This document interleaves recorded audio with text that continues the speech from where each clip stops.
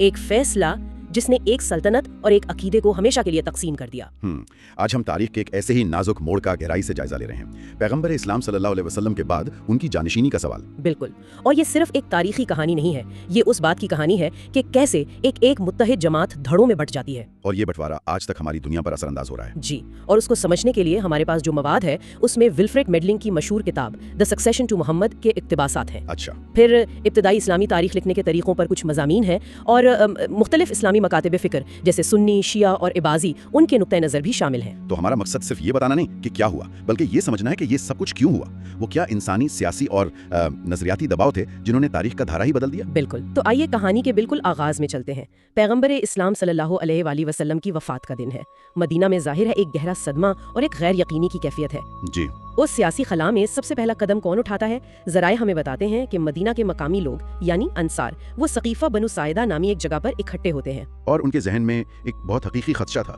مطلب انہوں نے 10 سال تک ایک نئی ریاست کی میزبانی کی، جنگیں لڑیں، قربانیاں دیں۔ اب انہیں لگا کہ شاید مہاجرین جو مکہ سے آئے تھے وہ واپس اپنے شہر چلے جائیں گے۔ اچھا، تو مدینہ کی اہمیت ختم ہو جائے گی۔ جی، اور مدینہ ایک بار پھر ایک غیر اہم شہر بن جائے گا۔ تو ان کا اکٹھا ہونا اپنے مستقبل کو یوں سمجھے محفوظ بنانے کی کوشش تھی۔ وہ چاہتے تھے کہ قیادت مدینہ کے ہاتھ میں ہی رہے۔ لیکن پھر کہانی میں ایک نیا موڑ آتا ہے۔ ابو بکر، عمر اور ابو عبیدہ بن الجراح جو مہاجرین کے 3 بڑے رہنما تھے وہ وہاں پہنچ جاتے ہیں۔ جی، اور ولفریڈ میڈلنگ اپنی کتاب میں لکھتے ہیں کہ ابو بکر نے وہاں ایک بہت مضبوط دلیل پیش کی کہ قیادت قریش کے قبیلے سے ہی ہونی چاہیے۔ اس کی وجہ یہ بتائی کہ عرب کے باقی قبائل کسی اور کی حکمرانی تسلیم نہیں کریں گے۔ ایک منٹ، یہ دلیل تو اس بنیادی اسلامی اصول کے تھوڑی خلاف نہیں جاتی کہ تمام مسلمان برابر ہیں؟ بہت اہم سوال ہے، اور یقیناً یہ اعتراض اٹھایا گیا۔ اچھا، انصار کی طرف سے یہ تجویز بھی آئی کہ ایک امیر ہم میں سے اور ایک تم میں سے، لیکن اس وقت کے قبائلی نظام کی حقیقت کو سمجھنا ضروری ہے۔ قریش کو ایک مرکزی حیثیت حاصل تھی۔ صحیح۔ تو ابو بکر کی دلیل وہ عملی سیاست پر مبنی تھی کہ اگر امت کو متحد رکھنا ہے تو ایسی قیادت چاہیے جسے سب قبول کریں۔ بحث بہت شدید ہوئی، لیکن آخرکار عمر نے ابو بکر کے ہاتھ پر بیعت کی اور پھر باقی لوگوں نے بھی پیروی کی۔ تو ایک فیصلہ ہو گیا، لیکن یہ اتنا اچانک اور آفرتفری میں ہوا کہ ذرائع بتاتے ہیں کہ بعد میں عمر نے خود اسے ایک فلتہ کہا۔ جی، فلتہ مطلب ایک جلد بازی میں کیا گیا کام۔ وہ اس میٹنگ میں تھے ہی نہیں۔ یہ کیسے ممکن ہے؟ یہی وہ نقطہ ہے جہاں سے اصل اختلاف کی بنیاد پڑتی ہے۔ علی اور بنو ہاشم اس وقت پیغمبر کی آخری رسومات اور تدفین کے انتظامات میں مصروف تھے۔ اچھا، جب انہیں اس بیعت کا علم ہوا تو انہوں نے اسے تسلیم کرنے سے انکار کر دیا۔ ان کے نقطہ نظر کے مطابق انہیں مشاورت کے عمل سے جان بوجھ کر باہر رکھا گیا تھا۔ تو ان کا دعویٰ صرف ذاتی نہیں تھا؟ نہیں، بالکل نہیں۔ ان کے حامیوں کا ماننا تھا کہ پیغمبر سے ان کی خاندانی قربت مطلب اہل بیت کا حصہ ہونا اور اسلام کے لیے ان کی خدمات، یہ چیزیں انہیں قیادت کا فطری حقدار بناتی ہیں۔ تو یہاں ہمیں 2 بالکل مختلف اصول ٹکراتے ہوئے نظر آتے ہیں۔ ایک طرف ابو بکر کے حامیوں کا اصول ہے جو کمیونٹی کی رضامندی، مشاورت اور اہلیت پر زور دیتا ہے۔ جی، اور دوسری طرف علی کے حامیوں کا اصول ہے جو پیغمبر سے خاندانی تعلق اور ان کے مطابق غدیر خم جیسے واقعات میں کی گئی پیغمبر کی نامزدگی پر مبنی ہے۔ بالکل، اور میڈلنگ یہی نقطہ اٹھاتے ہیں کہ علی کا دعویٰ کوئی بعد میں گھڑی گئی کہانی نہیں تھی۔ یہ اختلاف پہلے دن سے موجود تھا۔ یہ ایک چھوٹی سی دراڑ تھی جسے پہلے 2 خلیفہ ابو بکر اور عمر نے اپنی قائدانہ صلاحیتوں سے مزید بڑھنے نہیں دیا اور ریاست کو متحد رکھا۔ لیکن یہ دراڑ موجود تھی اور صرف صحیح حالات کا انتظار کر رہی تھی تاکہ گہرے شکاف میں بدل جائے۔ اور وہ حالات تیسرے خلیفہ عثمان کے دور میں پیدا ہوئے۔ ان کا دور خلافت 12 سال کا تھا، لیکن آخری 6 سالوں میں بے چینی بڑھنا شروع ہو گئی۔ ان پر سب سے بڑا الزام کیا لگایا جاتا تھا؟ ذرائع بتاتے ہیں کہ جو سب سے بڑا مسئلہ تھا وہ اقربا پروری کا تھا، یعنی اپنے خاندان اور قبیلے کے لوگوں کو نوازنے کا۔ جی، اور یہ صرف ایک الزام نہیں تھا، اس کے پیچھے ٹھوس معاشی اور سیاسی وجوہات تھیں۔ عثمان نے مصر، کوفہ، بصرہ اور شام جیسے اہم اور امیر صوبوں میں اپنے قبیلے بنو امیہ کے لوگوں کو گورنر مقرر کیا۔ صحیح۔ ان میں سے کچھ جیسے معاویہ قابل منتظم تھے، لیکن دوسروں پر بیت المال کے غلط استعمال اور عوام پر سختی کرنے کے الزامات لگے۔ تو اس سے کوفہ اور مصر جیسے فوجی شہروں میں یہ احساس پیدا ہوا کہ فتوحات کی ساری دولت اور طاقت صرف قریش کے ایک مخصوص خاندان کے پاس جاری ہے۔ بالکل، یہ صرف ایک سیاسی نہیں بلکہ معاشی مسئلہ بھی تھا، جہاں وسائل کی غیر منصفانہ تقسیم پر شدید غصہ تھا۔ اور یہ غصہ بڑھتا گیا، یہاں تک کہ 35 ہجری میں ایک کھلی بغاوت ہوئی اور مظاہرین نے مدینہ میں عثمان کے گھر کا گھیراؤ کر کے انہیں قتل کر دیا۔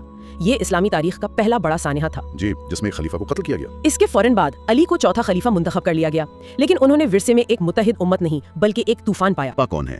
بلکہ یہ تھا کہ پچھلے خلیفہ کے خون کا ذمہ دار کون ہے؟ انصاف کیسے ہوگا؟ اور اسی قصاص عثمان کے نعرے نے پہلی خانہ جنگی یعنی پہلے فتنے کی آگ بھڑکا دی۔ جی، اس کی شروعات جنگ جمل سے ہوئی، لیکن اصل اور فیصلہ کن نعرہ 37 ہجری میں جنگ صفین کا تھا۔ تو اب میدان سج چکا تھا، ایک طرف ریاست کے قانونی طور پر منتخب خلیفہ علی اپنی عراقی فوج کے ساتھ، اور دوسری طرف شام کے انتہائی طاقتور گورنر معاویہ اپنی منظم شامی فوج کے ساتھ، جو عثمان کے قریبی رشتہ دار بھی تھے۔ یہ صرف 2 فوجوں کی جنگ نہیں تھی، یہ 2 نظریات کی جنگ تھی، ایک مرکزی اتھارٹی قائم کرنے کا نظریہ اور دوسرا انصاف کے فوری مطالبے کا۔ اور یہ ایک بہت خون ریز جنگ تھی۔ महीनों तक लड़ाई चलती रही और हजारों मुसलमान दोनों तरफ से मारे गए। जब जंग फैसला कुन मरहले में दाखिल हुई और अली की फौज को बढ़तरी हासिल होने लगी, तब मुआविया की फौज ने वो चाल चली जिसने सब कुछ बदल दिया। जी, उन्होंने कुरान के नुस्खे अपने नेज़ों पर बुलंद कर दिए और आवाज लगाई कि फैसला तलवार से नहीं, अल्लाह की किताब से होना चाहिए। वाह, ये तो बिल्कुल शतरंज की बाजी लग रही है। एक ऐसी चाल जिसका मकसद फौजी नहीं बल्कि नफ्सियाती था। इसने तो अली की फौज में खलबली मचा दी होगी। खलबली से भी ज्यादा, इसने फौज को 2 हिस्सों में फाड़ दिया। एक बड़ा ग्रोह, खास तौर पर कुरान के हाफिज और बहुत दीनदार समझे जाने वाले लोग, कहने लगे कि जब कुरान का वास्ता दिया जा रहा है तो हम तलवार नहीं उठा सकते, हमें मुज़ाकरात करने चाहिए। जी। लेकिन एक दूसरा ग्रोह इसके सख्त खिलाफ था। उनका कहना था कि ये एक धोखा है और हमें जंग जारी रखनी चाहिए। और यहीं से एक तीसरा ग्रोह पैदा हुआ जो तारीख में खवारिज के नाम से मशहूर हुआ। जी। उनका नारा था ला हुक्मा इल्ला लिल्लाह, यानी हुक्म सिर्फ अल्लाह का है। ये एक बहुत ही मुतलक और ताकतवर नारा है। उनका क्या मौक़िफ़ था? उनका मौक़िफ़ ये था कि अल्लाह का फैसला जंग के मैदान में हो रहा था। मुआविया एक बागी ग्रोह की क़यादत कर रहे थे और उनसे लड़ना कुरान के हुक्म के मुताबिक था। अच्छा। सालिसी या आर्बिट्रेशन के लिए राजी होकर उनके नज़दीक अली ने इंसानों को अल्लाह के फैसले पर हाकिम बना दिया है, जो एक गुनाह था। सही। अब्बासी ज़राए जो इसी खारिजी फिक्र से निकले हैं, कुरान की सूरह अल हुजरात की आयत 9 का हवाला देते हैं, जिसमें कहा गया है कि अगर मोमिनों के 2 ग्रोह लड़ पड़ें और एक ज्यादती करे तो उस बागी ग्रोह से लड़ो यहाँ तक कि वो अल्लाह के हुक्म की तरफ लौटाए। तो इनके मुताबिक मुआविया बागी थे और अली का मुज़ाकरात पर राजी होना इस कुरानी हुक्म से इनहराफ था। बिल्कुल, चनाचे वो अली को भी छोड़कर अलग हो गए। तो अली एक बहुत मुश्किल पोजीशन में फंस गए। एक तरफ मुआविया, दूसरी तरफ अपनी ही फौज में फूट और अब ये तीसरा इंतहा पसंद ग्रोह। जी। बहरहाल सालिसी हुई, लेकिन वो बुरी तरह नाकाम रही और इससे मामला मजीद बिगड़ गया। इसके बाद जो हुआ वो शायद इस खाना जंगी का सबसे अलमनाक बाब है। जी, वो था जंगे नहरवान का मार्का। अली को अपने इन साबिका साथियों यानी खवारिज के खिलाफ लड़ना पड़ा, जिन्होंने रियासत के अंदर बगावत शुरू कर दी थी। इस जंग में ज्यादातर खवारिज मारे गए और इस वाक़े ने खवारिज और अली के पैरोकारों के दरमियान कभी ना खत्म होने वाली दुश्मनी पैदा कर दी। बिल्कुल। और आखिरकार 40 हिजरी में उसी खारिजी फिक्र से ताल्लुक रखने वाले एक शख्स ने कूफा की मस्जिद में नमाज के दौरान अली पर कातिलाना हमला किया और वो शहीद हो गए। इसके साथ ही पहले फितने का एक बाब खत्म हुआ। अली के बेटे हसन ने मजीद खूनरेजी से बचने के लिए मुआविया के हक में खिलाफत से दस्तबरदारी इख्तियार कर ली। और मुआविया ने उमवी सल्तनत की बुनियाद रखी। उसने खिलाफत के इंतखाबी या मुशावरती तस्वुर को मौरूसी बादशाहत में बदल दिया, जिसने इस्लामी दुनिया की सियासत को हमेशा के लिए तब्दील कर दिया। बिल्कुल। और इसी सियासी तकसीम के साथ नजरियाती तकसीम भी हमेशा के लिए पक्की हो गई। सुन्नी, शिया और खारिजी, मैदान जंग में खींची गई लकीरें अब तारीख और अकीदे की किताबों में नक्श हो गई। यहाँ एक बहुत दिलचस्प सवाल पैदा होता है, हम ये सब कुछ जो 1400 साल पहले हुआ इतनी तफसील से जानते कैसे हैं? आखिर ये तारीख किसने लिखी और क्या हम इस पर भरोसा कर सकते हैं? ये उस पूरे मौजू का सबसे अहम हिस्सा है। इब्तिदाई इस्लामी मौरखीन जैसे अल तबरी और अल बिलाजरी का तरीकाकार ये था कि वो हर वाक़े को एक इस्नाद यानी रावियों की एक मुकम्मल जंजीर के साथ बयान करते थे। अच्छा, जैसे फला ने फला से सुना। जी बिल्कुल, फला ने फला से सुना, उसने फला से सुना कि जंग सफ़ीन में ये हुआ। उनका मकसद एक मुकद्दस तारीख को पूरी ईमानदारी से आने वाली नस्लों तक पहुंचाना था। वो खुद जज बनने की कोशिश नहीं करते थे, बल्कि तमाम रिवायात को जमा कर देते थे। लेकिन जब हम आज के दौर के मगरिबी मौरखीन को देखते हैं तो उनका तरीका बहुत मुख्तलिफ है, जिसे तारीखी तनकीदी तरीका कहते हैं। ये क्या है? इस तरीके की बुनियादी शक पर है। वो किसी भी लिखी हुई बात को पहले शक की नजर से देखते हैं और सवाल पूछते हैं, ये किसने लिखा, कब लिखा और क्यों लिखा। उनका एक बुनियादी मफरूजा ये है कि किसी भी मजहब की तारीख अक्सर उसके मानने वाले बाद में अपने अकायद और सियासी मुफादात के मुताबिक लिखते हैं। वो खुद को एक गैर जानिबदार बाहर खड़ा हुआ मुसव्विर समझते हैं। तो जब ये मगरिबी मौरखीन इस्लामी तारीख को देखते हैं तो वो क्या कहते हैं? यहाँ रिविजनिस्ट स्कूल का जिक्र आता है, जो कहते हैं कि हमारी तारीख की किताबें जैसे अल तबरी वाक़यात के सैकड़ों साल बाद अब्बासी दौर में लिखी गईं। जी। वो ये दलील देते हैं कि उस वक्त के सियासी हालात जैसे अब्बासियों का उमवियों के खिलाफ होना ने उन रिवायात पर गहरा असर डाला। तो क्या वो ये कह रहे हैं कि ये सब कहानियां मनगढ़ंत हैं? सब नहीं, लेकिन वो कहते हैं कि इन रिवायात को बहुत एहतियात से परखना चाहिए। इसीलिए वो लिखी हुई तारीख पर इन्हिसार कम करते हैं और उस दौर के आसार क़दीमा जैसे सिक्के, कुतबे और गैर मुस्लिम ज़राए पर ज्यादा तवज्जो देते हैं, ताकि एक गैर जानिबदार तस्वीर बना सकें। जी। लेकिन इस पर मुसलमान उलमा का भी एक जवाबी नुक्ता नजर है। वो कहते हैं कि हमारे पास भी सच और झूठ को परखने का एक बहुत सख्त निजाम था, जिसे जरह व तादील कहते हैं ना। बिल्कुल, ये बिल्कुल एक फोरेंसिक तफ्तीश की तरह था, जिसमें हर कहानी सुनाने वाले यानी रावी के किरदार, उसकी याददाश्त और उसकी नीयत की गहराई में जांच पड़ताल की जाती थी। तो ये कहना कि सारी रिवायत नाकाबिल एतबार है, ये भी दुरुस्त नहीं। यही तो असल कशमकश है। एक तरफ अंदरूनी रिवायत है जो तफसीलात से भरी है, लेकिन इस पर मुतासिब होने का इल्जाम लग सकता है। दूसरी तरफ बैरूनी सबूत हैं जो गैर जानिबदार तो हो सकते हैं, लेकिन उनमें तफसीलात की शिद्दत कमी होती है।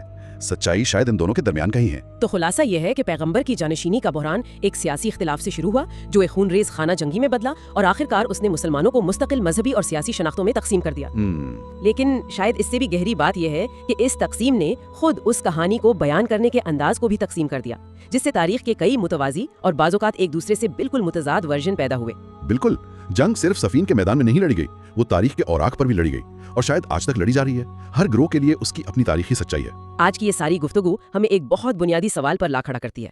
जब तारीख खुद मुख्तलिफ बयानियों की जंग का मैदान हो तो हम हकीकत तक कैसे पहुंच सकते हैं? क्या ये जरूरी है कि हम किसी एक बयानिए को चुन लें, या असल समझदारी इस बात को तस्लीम करने में है कि माजी बिल्कुल हमारे हाल की तरह हमेशा मुख्तलिफ जावियों और नुक्ताए नज़र से भरा होता है?